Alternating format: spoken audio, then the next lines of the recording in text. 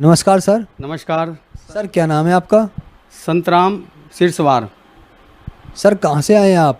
सुल्तानपुरी, दिल्ली से। सर संत रामपाल जी महाराज से नाम दीक्षा आपने कब ली? अगस्त 2014 में।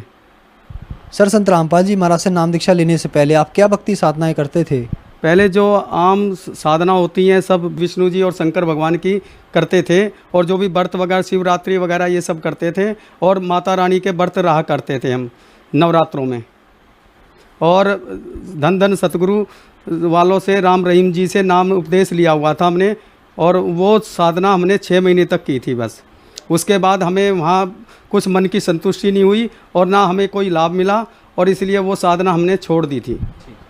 सर फिर आप संत रामपाल जी महाराज की शरण में कैसे आए? संत रामपाल जी महाराज की शरण में आने का एक बहुत बड़ा, समझ लो मेरे साथ एक ट्रेजेडी हुई थी। एक दिन क्या हुआ कि एक मेरा एक दोस्त था, 10-15 साल पहले मेरी दुकान थी इलेक्ट्रॉनिक्स की, तो वहाँ पर वो लड़का बैठता उठता था, हमारी यारी दोस्ती थी। तो 15 साल बाद, वो 20 साल बाद मुझे दिखाई दिया वो गली से जाते हुए, तो मैंने उसको आवाज़ दी, तो आवाज़ दे के उसको बुलाया तो वो आ गया। उससे मैंने बात करी तो मैंने दुख बताया।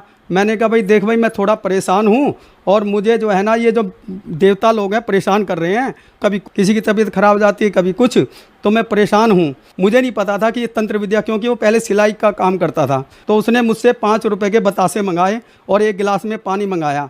पानी मंगाकर उसने उसमें बतासे डाले। कहने लगे जब तक तेरा देवता जो ये जवाब नहीं देगा ना, जब तक ये बतासा डूबेगा नहीं। उसने अपनी शक्ति दिखाई थोड़ी सी, जो उसको सिद्धि प्राप्त थी। सिद्धि प्राप्त करके सिद्धि से मैं आकर्षित हो गया, और उसने मेरे ऊपर ऐसा मंत्र जाल डाला कि मैं उसके अधीन हो गया।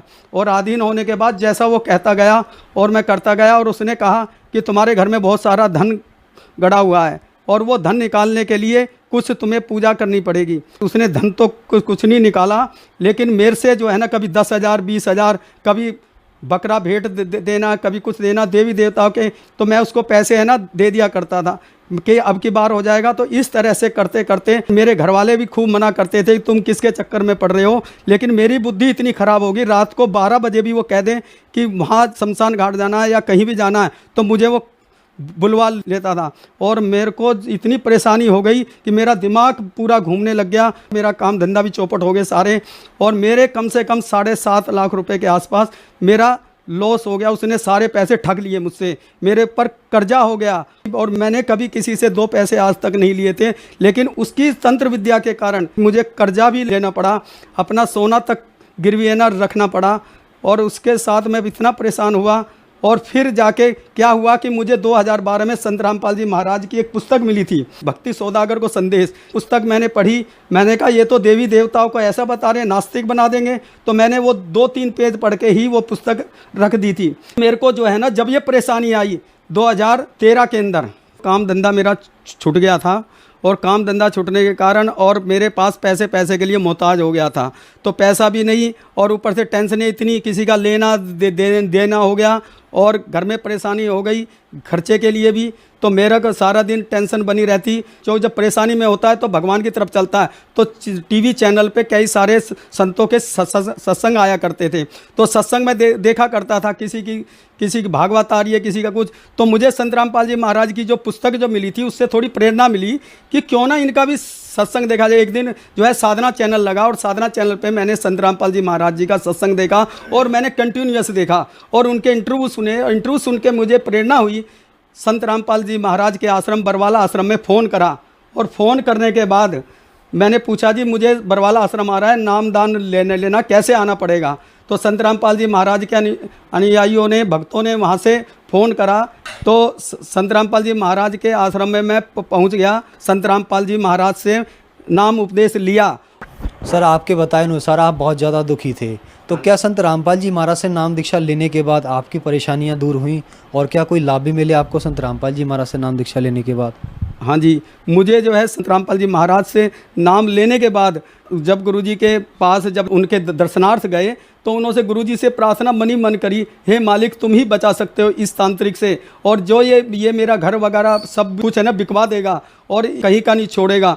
तो मालिक ने आशीर्वाद दिया, और आशीर्वाद लेकर और मैं घर पे आ गया।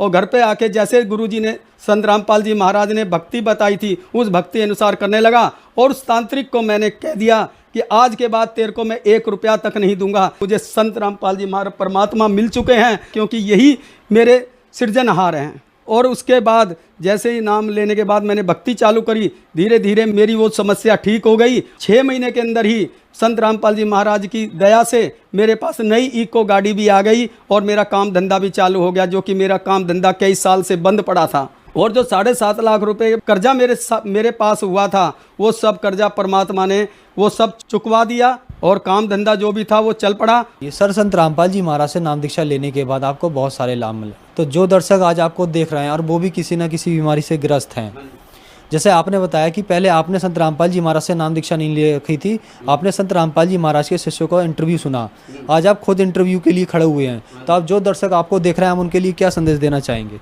क्या उनके भी रोग ठीक हो सकते हैं संत रामपाल जी महाराज से नाम दीक्षा लेने के बाद? क्योंकि संत रामपाल जी महाराज एक संत नहीं है, एक परमात्मा का ही रूप हैं। और जब आप उनके ज्ञान को और उनकी भक्ति को जब आप सुनोगे और पढ़ोगे और सब कुछ समझ में आ जाएगा, तो आपको आपके सारे कष्ट दूर होने चालू हो जाएंगे। क्योंकि संत रामपाल जी महाराज सब सदग्रंथों से प्रमाणित भक्ति देते हैं, और इन भक्ति को करते करते जैसे मुझे फ़ायदा हुआ है, आपको भी फ़ायदा होगा। और संत रामपाल जी महाराज के सत्संग जितने भी चैनल पर चलते हैं, उनको देखो और देखकर उन पे जो पट्टी चलती है उस पे नंबर आते हैं, नंबरों पर फ़ोन कर और नाम उपदेश लेकर आप भी लाभ उठाएं। धन्यवाद सर। सत